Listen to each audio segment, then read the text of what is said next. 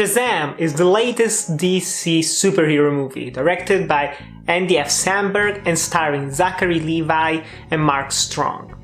And this is a character that I was pretty unfamiliar with, even though in the last couple of months everyone's talking about how originally was the first Captain Marvel, but there were a whole bunch of copyright, legal issues, whatever, but in the end this is Shazam. And the DC films, honestly, I've always enjoyed them, the latest ones also, even though they've been of varying quality, but with Wonder Woman, Aquaman and now this, they are pretty darn good, especially when they are relatively standalone. And Shazam is a very, very good time. Is it something mind-blowing, something spectacular? No, but I have to say this is something actually quite special.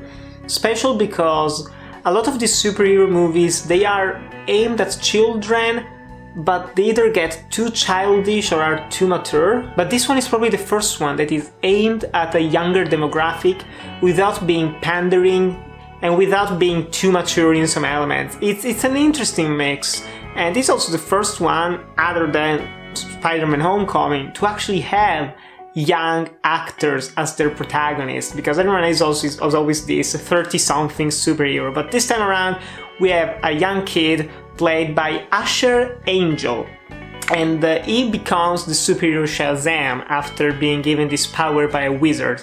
And it is a, let's say, a fish out of water story, but it's cliched. You've seen this before, but the way it is executed, it's incredibly full of charm. And that's the key to this film. It's incredibly charming, right? From beginning, well, relatively, from the beginning is a little bit too serious for its own good. But then once we actually get to the foster family where this young orphan goes to, you see the dynamic with the other kids, especially the Dylan Grazer, who was also pretty good in It, the latest It film. It becomes a really fun superhero origin story where you have a young teenager in a 30-something man's body with a lot of powers that he doesn't understand, that he's constantly discovering.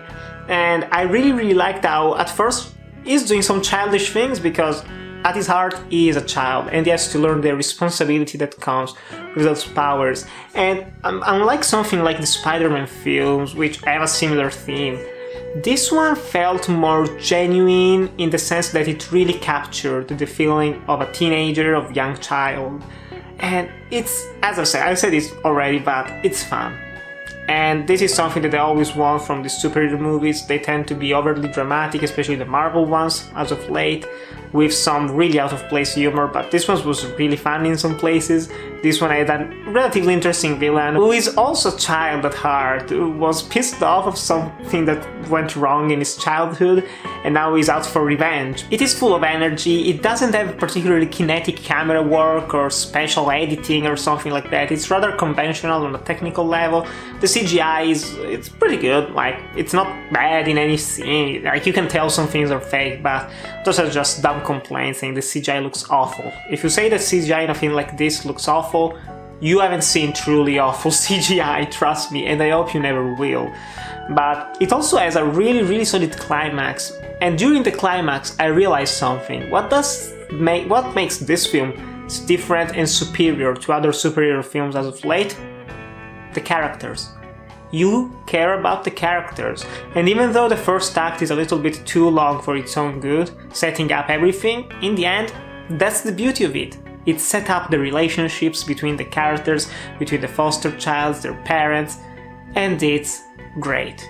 I was having shivers down my spine, I was giggling like a little idiot during the screening, and it was a blast.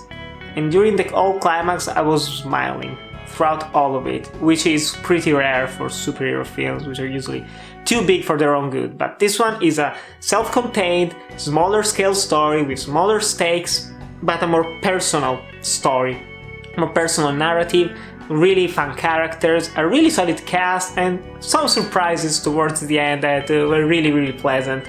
But yeah guys, absolutely, I had a blast watching Shazam, and you know that I'm kind of sick and tired of superhero films, but this actually felt fresh. So guys, Have you seen Shazam? And do you know anything about this character? Tell me in the comments below. Thanks for watching, to like, comment, subscribe, and I'll see you in the next video.